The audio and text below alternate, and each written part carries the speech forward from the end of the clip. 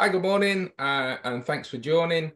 For those of you that know me, I'm Matt Widowson from Netprotocol, or for those of you that don't know me even, I'm Matt Widowson from Netprotocol, and thank you for giving up your time this morning. We are going to have a quick session to discuss with two friends of mine, two industry veterans, to discuss basically finance and changing infrastructure requirements in education. So there's quite a big challenge between budgets in education currently. IT refreshers, it's a challenging environment. It's difficult for people. There's an increase in costs and a constant change in requirement in IT.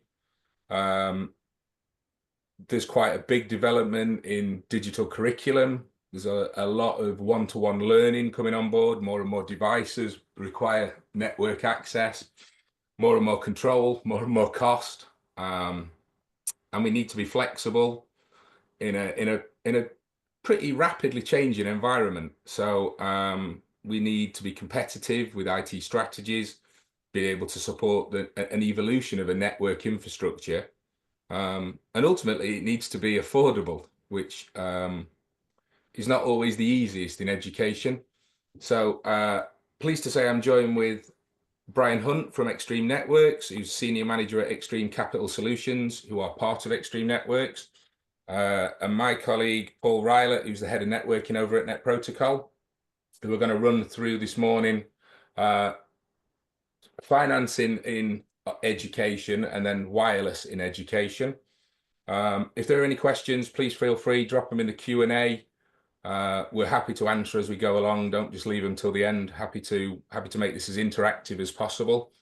I guess over to you, Brian. Okay, thank you very much, Matt, for that intro. Better look at the first slide. All right, I see. Ta-da!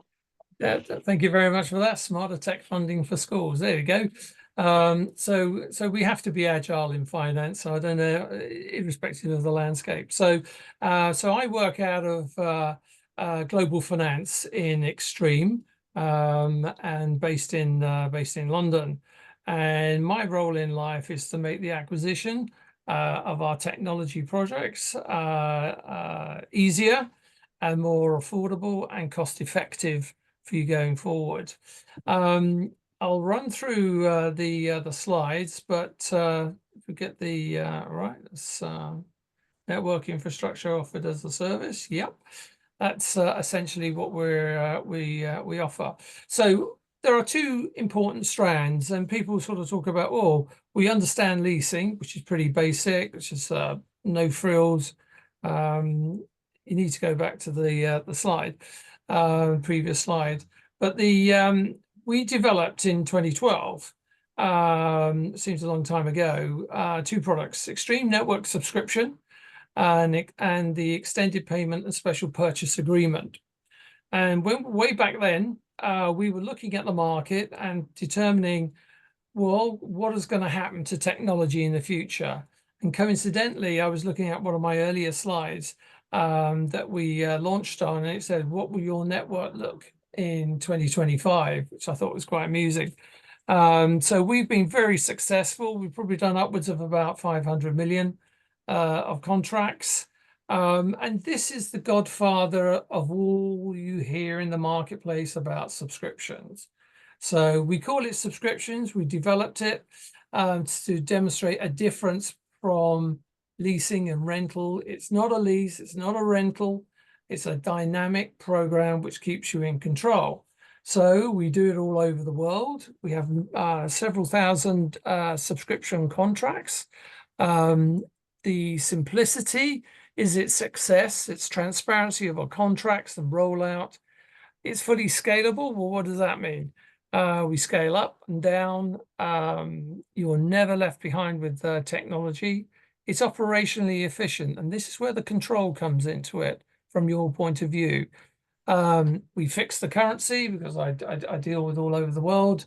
Debt rates are fixed. So there's none of this in terms of gotcha. Oh, we've got to increase the debt rates. You've seen the Bank of England reduce the debt rate by 1/4%. Once we lock everything in, you have certainty on your budgeting going forward.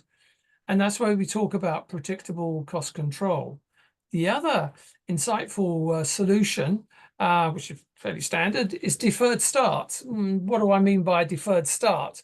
So let's say you've ordered some technology from us, hopefully, and you want it installed over the summer holidays, as I understood them way back then. Then we can ship the equipment in, settle all the payments with the partner, and you have nothing to pay, and your first payment can be aligned to the first in September, when your revenue starts to come in. So that's what we call a deferred start. So the important thing is you can get the technology in, start using, and enjoy the efficiency and development of core training educational programs. We talk about agility. I know the market talks about agility. What does that mean? That is really about the flexibility going forward. And above all, the contract that you would sign is directly with Extreme Networks. So we have no financial intermediary, a bank stepping in. This is our money, our balance sheet. So you're dealing with the manufacturer direct through the contract, obviously supported by Matt and his team going forward. So this is about providing comfort, de-risking the transactions, and making sure, which I'll come on to, there's no penalties. So that's how it all started. Very successful. We go right across the whole enterprise as well. And we've got hundreds of schools who have developed this as a means of delivering technology for their students. Okay, next slide. So let's look at the first one. So here we go. This is why it's attractive. And this is why, we're not a bank, it's not a lease. So we charge no fees, no documentation fees, no termination fees. You have optional title transfer if you really want to own the equipment, because that suits the balance sheet and your internal requirements. You can do that. And there's no term commits. And more importantly, we have a strap line of 60 days return. So in the unlikely event you turn around and say, well, actually, we're going to rip all this out and change it, you can do that. No risk, no penalty. Good thing is our partners do and engineers do the right thing and actually deliver sorry, I'm getting loads of messages coming up on this. Hopefully that's done that. So so you're always agile in terms of the delivery, so there's never ever buyer's remorse. Now clearly if you pay cash and you bought the wrong products, or the school down the road has got the latest APs, I don't know what they are now, in technology, 7E and stuff like that, and you might be on, I don't know, 6. Within using ENS, you're able to scale up. And that's very important in terms of the overall attractiveness of your school and delivery of the education solutions. Next slide. Okay, so this is a deeper dive. Okay, so what does it practically mean? Now, obviously, if you pay cash, you're paying 100% upfront. Coming from global finance, I don't mind people paying cash, but it's madness. You need to keep the cash within your business, within your school, as you have very many competing budgets. Typically, how we put these together, you start a monthly payment, so you know what revenue is coming in from the fees you get from the students and from the government or local authority. And you can begin to budget on what you're actually doing. And it really is, you hear these phrases, pay-as-you-go assets with OPEX and CAPEX agility. And it enables you to make those decisions faster in terms of, well, when is my budget coming through? But I really need the technology now. I'm doing parents' evenings and stuff like trying to attract new parents and their children to the school. So it gives you that ability to move quickly. Flexibility to meet the ever-changing requirements. Okay, that's very important because technology, as a manufacturer, We have a massive roadmap, and we're obviously upgrading and improving our technology all the time. So the important thing is for you to access that as you move forward. So you have unlimited technology refresh. Talking about APs, because they have generally a life cycle of about 2.5 to 3 years. So you're never left behind. We don't pressurize you to upgrade. If you're happy with it and it works, great. You've got service support structures and everybody, and our technology lasts too long, which is a strength of the technology itself. What does it cover? Everything in our portfolio, hardware, cloud subscriptions, services are all automatically bundled in. Okay, so you've got a defined cost from day one, operationally efficient, you know exactly what you're spending, and then through any technology refresh, it will change. We just send you a schedule going forward. The important thing is there are no gotchas. Documentation is fully transparent in terms of it's being able to review. You know, from day one, you get a list of all the technology that you've ordered, and this is what the monthly subscription will be over time. Okay, risk-free. Well, what does that mean? A finance solution that's risk-free, that's a bit daunting. But with 60 days notice, you could return the hardware without penalty. So let's do a bit of simple math.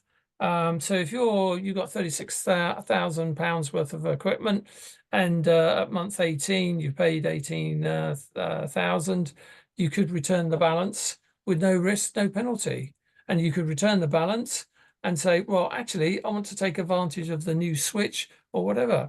That's great. That's our risk. We're the manufacturer. Now, you can't do that with a lease or dealing with an independent financial solution or institution, sorry. So it's important from that point of view. Risk and penalty free, on demand, scaling up, scaling down. It simply is that. And what's attractive is those who, where we have big schools or academy trusts, and they're constantly taking in new schools. This gives them the ability, because they might have disparate platforms and keen to align all the schools on one platform, they can go and reinvest and bring those schools up to date. That's what we talk about scaling up, and we just send out additional schedules to meet the number of schools. I think one of the first ones we did was Red Kite. Started off with one school, which was Harrogate Grammar, and then went up to about constantly up to about 22. So we're kept very busy.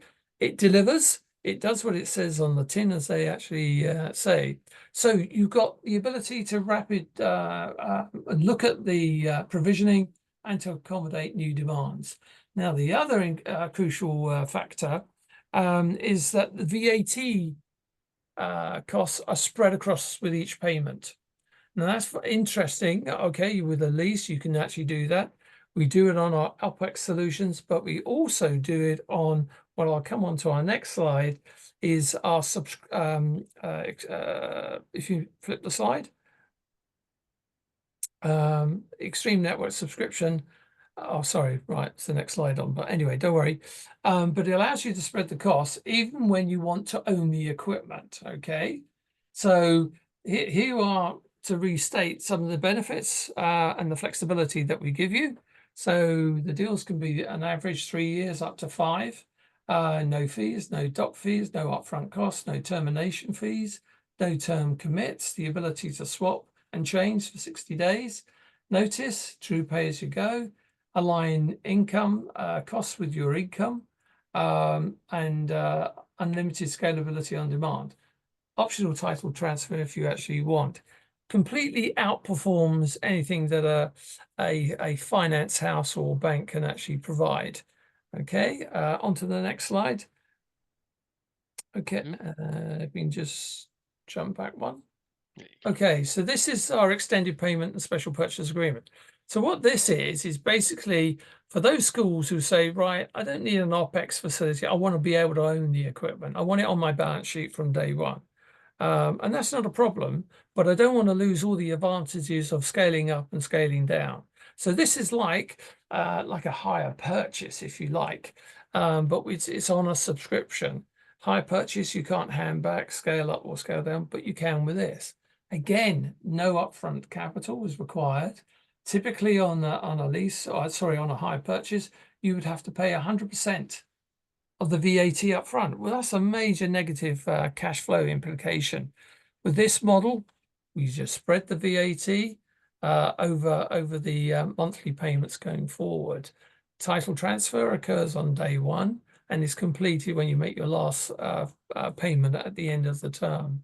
Fixed terms up to 5 years. Payments can be monthly, quarterly, semi-annually, and annually. At the end of the term, the billing automatically stops. Okay. And we would hope we've done our good job with our sales and partners that they've got you into the next technology, and we're moving forward. Reiterate, refresh the technology with 60 days notice.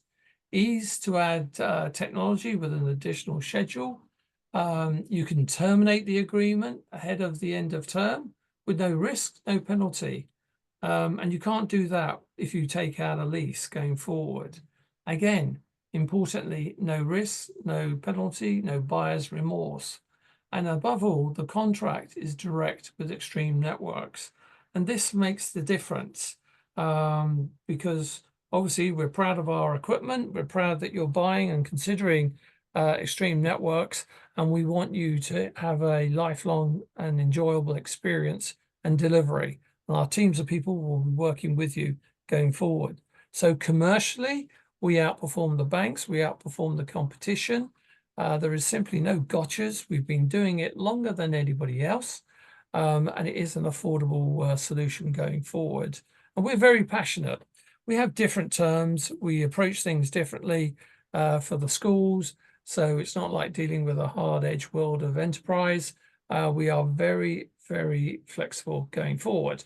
Next slide. Right, okay. So just to summarize, this is obviously the last bit, where it delivers all the flexibilities customers are asking for as an alternative legacy refresh. So how many times do we find that schools have sweat the assets, i.e. you keep them longer than their useful life, and then your SLAs suffer going forward? You don't need to do it. So, point one, unlimited flexibility without risk. Migrate to the latest Extreme solutions at any time, utilizing only what's needed and needed as needed. Payments, monthly, quarterly, semi-annual, and annual. Without being a lease, subscription allows you, allows the payment to be either OPEX or CAPEX. The payments always include support and services. 3, no term commit with 60 days notice. Customer may adjust their network provision on demand, decouple from acquisition cycles, so you can take advantage of any new developments that we're coming up with in terms of cycles and fixed long-term contracts. Again, I repeat, no hidden fees. There are no documentation fees, no termination fees. Can terminate equipment in whole or in part. You just adjust the payments. No upfront costs. Pay as you go monthly with nothing due up front. Obviously, CAPEX, everybody understands CAPEX. Well, when you're talking to credit and finance, obviously once you've spent the money, you're stuck with the equipment. Okay. So it's pretty limiting. And then you're forced to wait for your next budget, which could be a long time off. So it's very sounds attractive, but it actually constrains the school and the attractiveness in terms of the technology and what students and parents actually want. So obviously it's 100% cash up front, no ability to refresh, fixed depreciation cycles, no ability to spread the payments, and cash and capital are tied up from day one. You've spent the money. Great for us or finance, but really the reality is different for you and the day-to-day practical working. Obviously a lease, which we come up with, offered by the banks, similar, no cash up front, ability to spread the payments, but you can do that with the product solutions I've done. no refresh, and a fixed term. So you can see how subscription through our two solutions have revolutionized the market and changed the way people acquire technology going forward.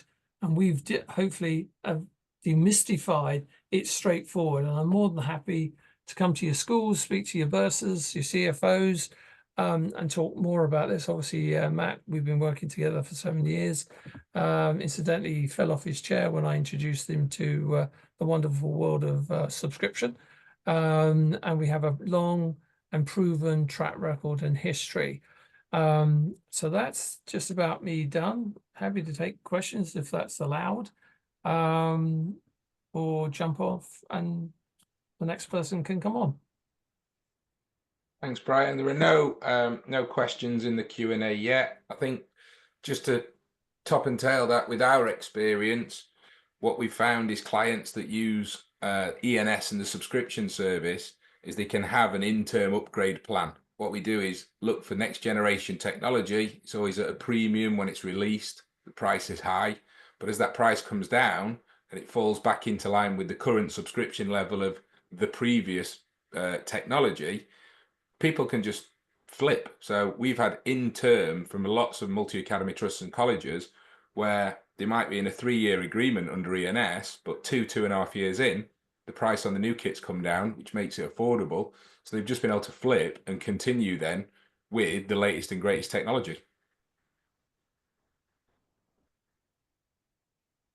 Which I'm hoping sort of dovetails into what Paul wants to talk about in terms of wireless. Yeah, I mean, that pretty much sums it up, mate. I can just go now. I don't need to go through any of these slides. Everything is fine. Excellent. You're welcome. Cheers, mate. Yeah, so morning, everyone. I think I probably know most of you, and if I don't, that's me. I'm Paul. I'm the head of networking at Netprotocol, and for my want, I spend most of my time designing Wi-Fi networks, and most of those are in education.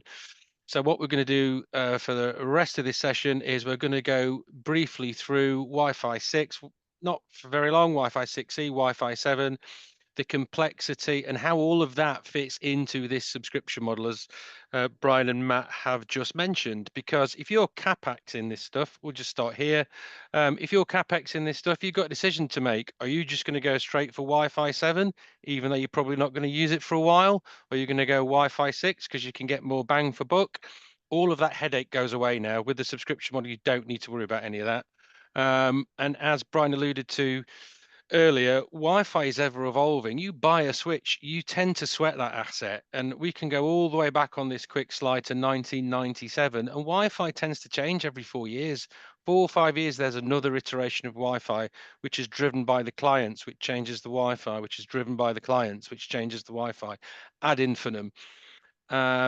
It's not a history lesson. We'll start briefly with Wi-Fi 6 that's up there, which has been around for quite a while now. 2019, Wi-Fi 6 came out. And that was the first iteration of wireless that was more about efficiency and not speed. It was about getting more use out of the airtime for more clients. Wi-Fi 6 is not 6 gigahertz, that it was 2.4 and 5, but it was followed only a year later by Wi-Fi 6E, which is, as you can see, was around 2021. And that was, the E stands for extended, and that basically just improved on the efficiencies of Wi-Fi 6 by introducing some new features, the key one of which was 6 gigahertz. And here we are, 4 years later, but 3 years later, Wi-Fi 7 came out, which is also 2.45 and 6 gigahertz. And 4 or 5 years from now, we're not going to worry about it. It's not in this presentation. Wi-Fi 8 has been announced. It's on its way, but that'll be 4 or 5 years away at a minimum. So where do you go? Have you got Wi-Fi 6? Are you going to go 6E? Are you going to go 7? What's the difference? I'm sure you're aware of this. If not, here's a little refresher, a quick primer. The introduction of 6 gigahertz is massive. It's the first release of a brand new spectrum since wireless was released in 98, 99. And it's the potential for 59 new non-overlapping channels. As I'm sure you're aware, 2.4, we've always had the 3, 1, 6, and 11.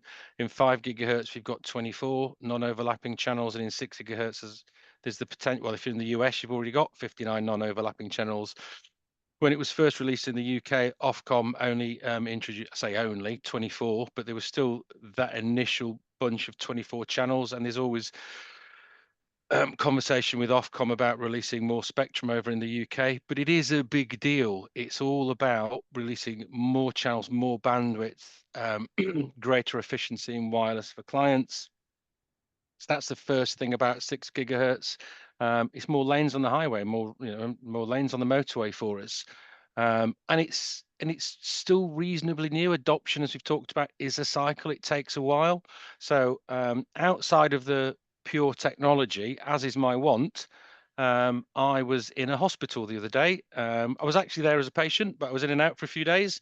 And like most techies, I had my spectrum analyzer in the boot of my car, because who doesn't? So while I was sat around at 8 o'clock in the morning waiting for an appointment, I just thought I'd have a quick look. Hospitals are big buildings. Obviously, they're quite often like schools in residential areas. You've got a lot of people around you, a lot of traffic around you. So I just thought I'd fire it up, just have a quick real world test. And as we could see, that's the 2.4 gigahertz spectrum. It's always busy. There's things on 1, there's things on 6, there's things on 11. That's our 3 channels. That's the end of it. I was in a big, open, empty foyer.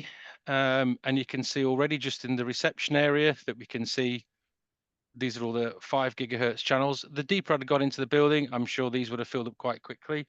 And that was the 6 gigahertz spectrum. Nobody using it yet. So that's one of the things we'll talk about when we get to a few slides on design, is we've got all this empty spectrum that's available to us now. You're probably, again, already aware of the differences or the highlights between Wi-Fi 6 and Wi-Fi 7. It's worth going over quite quickly, because, again, it adds to this complexity of where we're going to be. But both are 6 gigahertz. Wi-Fi 6 introduced this thing called 1K QAM. It's 4 times as big in Wi-Fi 7. That's essentially how much noughts and ones, how much data we can pack into a radio wave. We've got this thing in Wi-Fi 6E of 160 megahertz channel bonding, and it's double that in Wi-Fi 7. So taking some of these 59 channels or these 24 channels and bonding them together to create greater ones.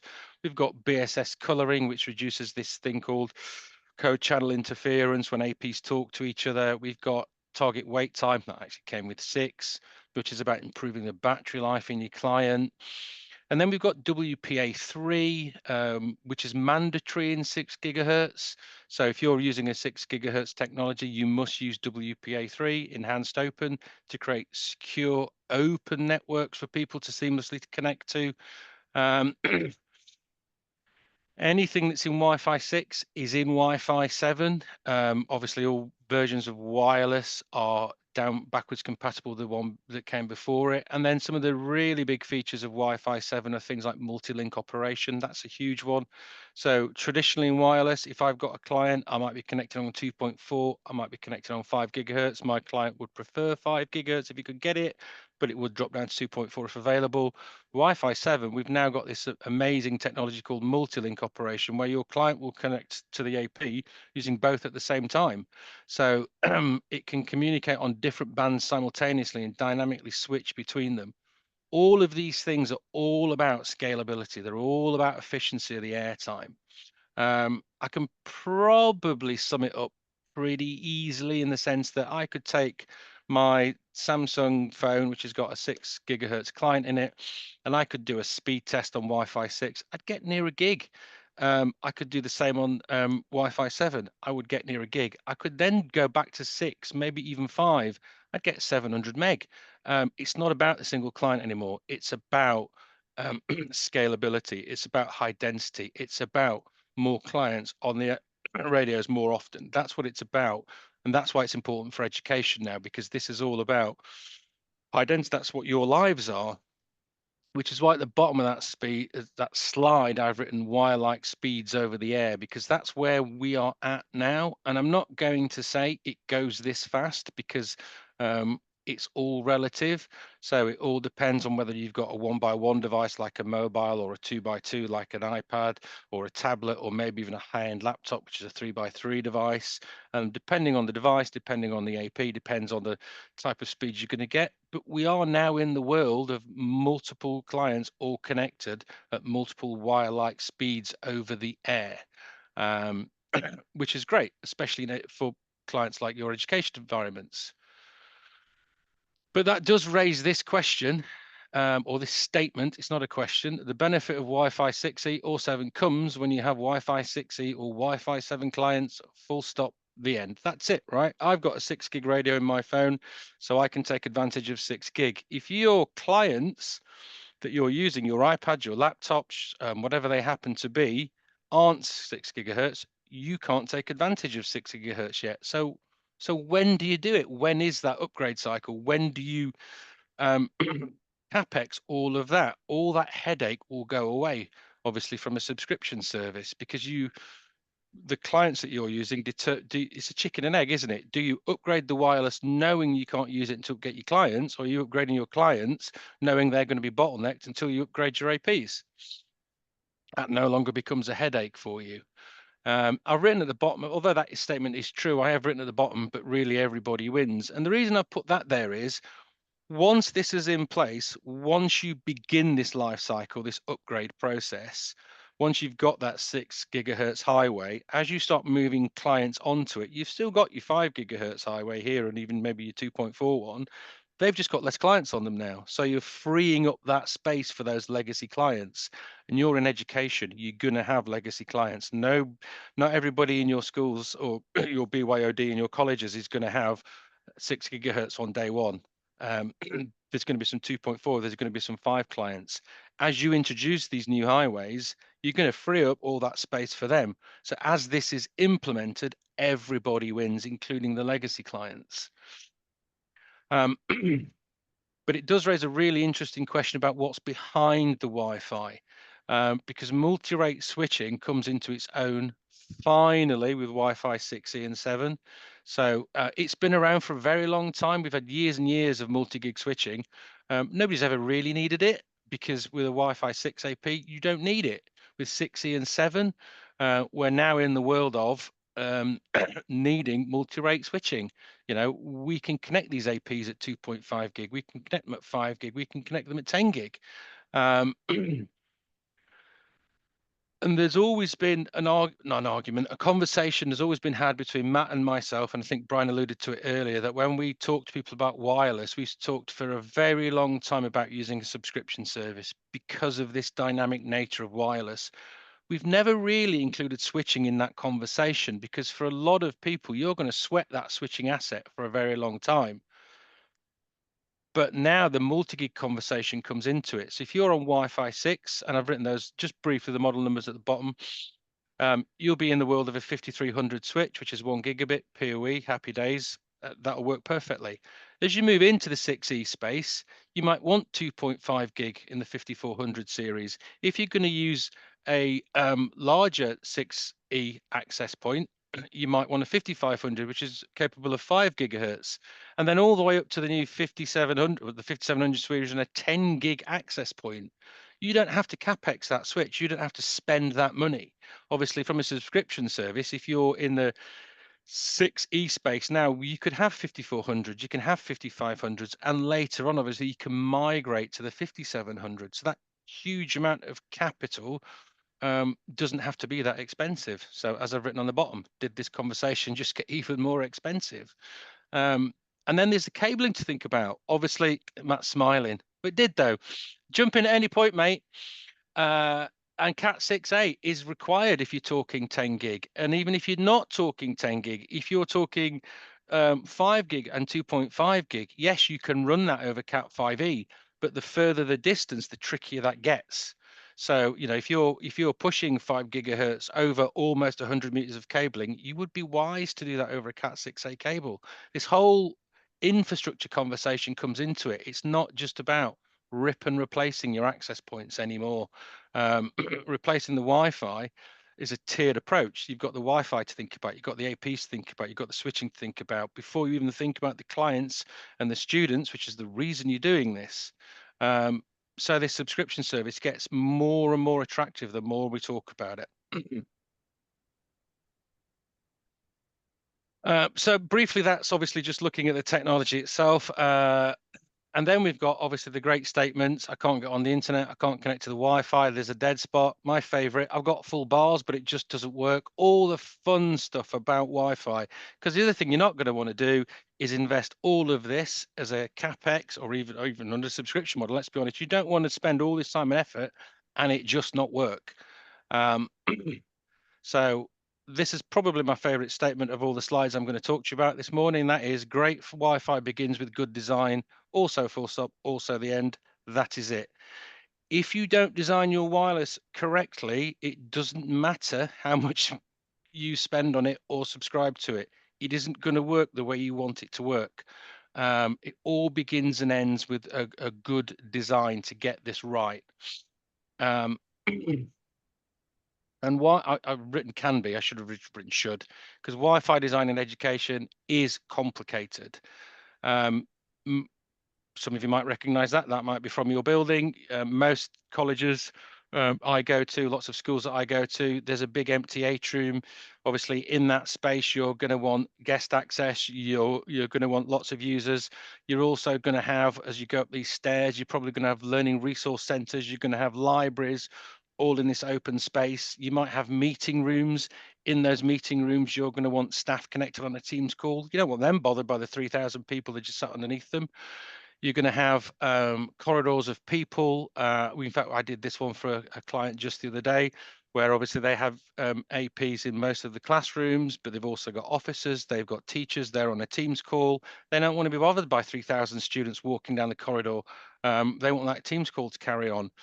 You're going to have buildings that are made out of mostly glass where the RF propagates really well. And then you're going to have buildings that are made out of brick where the Wi-Fi doesn't propagate particularly well. There also, a lot of your environments are going to be in residential areas. Obviously, Wi-Fi is a public license. Anybody can connect to it. You're gonna, I've done surveys at colleges and schools where when we've looked at the list of SSIDs that we can see, we see hundreds of them because we see all the neighboring ones through people's bedroom windows. It's a complicated conversation. So just shut up, Paul, and chuck an AP in every room. That's it. I'm done. We can go now. A, that won't work. And B, we've also talked about how expensive this can get. You don't want to throw an AP in every room. It's not the right way to do it. But you've also got a complicated environment. You've got the potential for thousands of users. I've started to see a bigger uptake in education as well with voice roaming. Voice roaming is a really complicated design. It's probably the most complex Wi-Fi design to do, but you're doing it from a safeguarding perspective because obviously your staff radios are on it. So you need Wi-Fi to work in the stairwells, in the public spaces, everywhere. You've got the potential for the use case of every room to change on a Tuesday. It used to be a classroom. It's not a classroom anymore. It's a meeting room. And students inconveniently, like most of us, all of us, made out of water, and they won't sit still. They keep moving around. You've got thousands of people moving around these buildings. You've also got probably the most complicated use case for the Wi-Fi because you've got what the staff are using it for. You've got what the students are using it for. Both are mission critical. You probably have an edu roam. You've got Ofsted coming in. You might rent out public spaces. You've got BYOD. You've got guest access. It's prolific. Then obviously you've got the high density areas where obviously you've got libraries, you've got cafes, you've got cafeterias, you've probably got those externally. You've got the cabling requirements we've just talked about. That can get quite, with a 6A environment. You've got antenna placements. You might not want an AP in every, you need the RF in every location. There might be locations where you can't put the AP. And the very last thing you don't want is you eventually don't want to put all of this in place, and then here in your student councils, somebody mentioned the word Wi-Fi. If this is all done correctly, when you have your student councils, they won't even mention it because it just works. That's the end goal for me, and we can sum it up in that way. That's my mission statement. Nobody mentions it when you have a student council. I have done my job right. So all of that is a big complicated mix. The subscription service obviously takes a huge amount of that headache away. But the last few things I just want to talk about is, from Extreme's perspective, there are also lots of tools we can use to make that world easier. Cloud, I've even put a little picture of it up there in top right hand corner. Cloud IQ can actively tell you what client radios are on your network. So you don't need to guess about the number of 2.4 gig clients you've still got. Cloud IQ will tell you.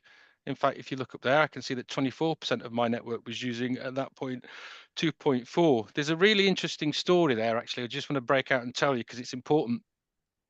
From an education perspective, as we talk about 2.4, we talk about the legacy of it, we talk about the fact it's only got 3 channels, we talk about, and any good Wi-Fi designer will tell you that obviously now what we're using that for is IoT and devices that are not as important unless you're in a warehousing environment, whatever it is. But education is different, especially in higher education, where you're probably providing BYOD to your students. We once did, and it was only a few years ago, I think it was 3 years ago, which collectively isn't that long, and we put a whole new wireless environment in for a college over the summer, and we followed all the best practice, and we put everything that we could, obviously, on this lovely clean 5 gigahertz network, and we didn't put the BYOD on the 2.4 because we were just going to use that for legacy. About a fifth of the students came in on day one and couldn't see the Wi-Fi because he couldn't afford an expensive phone. Their phone still had a 2.4 gig radio in it and they couldn't see it. We hadn't even factored that in. So obviously we immediately turned it back on. But from this perspective, you can see that in real time. We'll know when to migrate from 2.4 to 5 to 6. Another important point that we talked about when we talked about the cabling and the PoE requirements, Extreme APs can utilize PoE plus, they can utilize Cat5e. Yeah, there's a caveat. I put a little star by it. You might find that your Wi-Fi 7 AP running over PoE and Cat5, you can't use all. In fact, you won't be able to use all of the antennas at the maximum output all at the same time. But you can utilize what you've got. You can gradually look at this migration.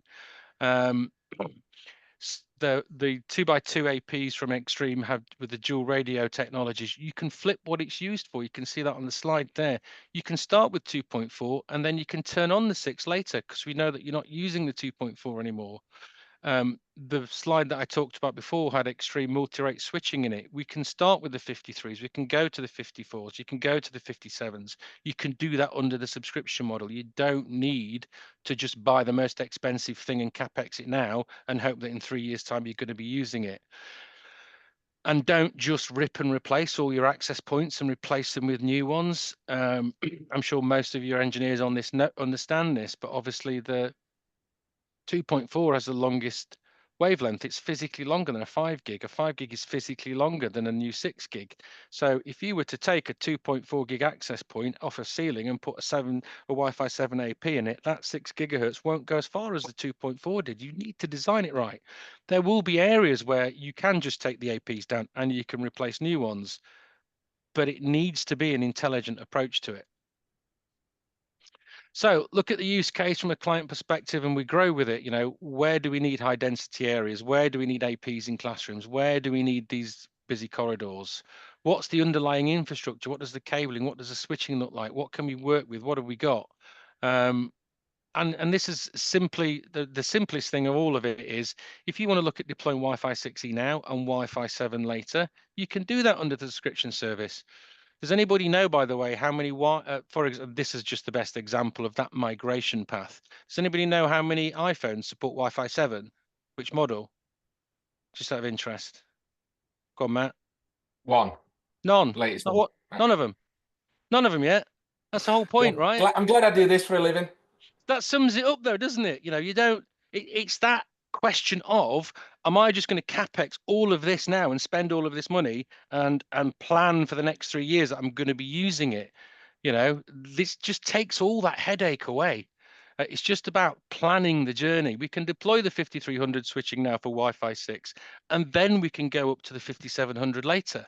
It's and then obviously that's what we're here for. We're here to work with you. We're here to help you design it. We're here to come and look at the buildings. We're here to look at what the Wi-Fi looks like, and all of this comes down to the clients. And the clients, by that I mean the students, the staff. What are they using? What do they need? Where are they going? And I think that's me done. Oh, I was going to save 10 minutes if we needed questions at the end. We saved 12. That's pretty good timing, that. Yeah, spot on. And we have nothing in Q&A. I've just double checked. If there are any questions, feel free to send them. Get them fired over. If not, I guess what's left for me to say is, yet again, in these conversations, I always learn something, which is great. So appreciate both Paul and Brian's time. It's interesting how we come at, networking education and being able to provide it. We've been partnered with Extreme for, 10 years. We've been partnered with Brian and ENS into education for the last 7 or 8. It's been a real successful model for us, and the clients that have bought it have bought into it and stuck with it, which is great. I suppose if there are no more questions, there's nothing coming in, we can wrap this up and give everybody 10 minutes before lunch. Excellent. Great. Well, thank you very much, chaps. Cheers now. Have a good day. Cheers.